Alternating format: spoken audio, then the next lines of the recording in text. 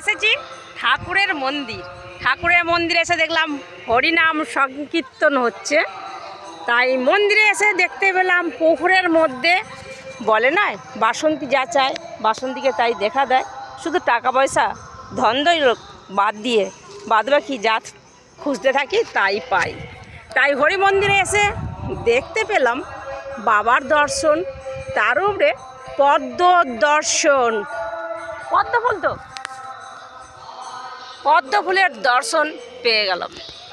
সারি সারি গোটা পুকুরময় হয়ে আছে, তাই বাসন্তী না তুলে থাকতে পারলো না, তাই পাঠিয়ে দিলাম সবার মাঝে পদ্ম ফুল দিয়ে শুভ সকালে বাবা হরির দর্শন।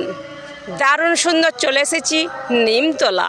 নিমতলা এসে বাবার দর্শন। উপরে আছে দেখতে পাচ্ছেন রাধাকৃষ্ণ একদম উপরে, ভিতরে তো গেলে দেখার মতন দারুণ জিনিস রয়েছে। আর এই হচ্ছে আমার পদ্ম। তাহলে বাবার সাথে পদ্মর দর্শন ভাবা যায়?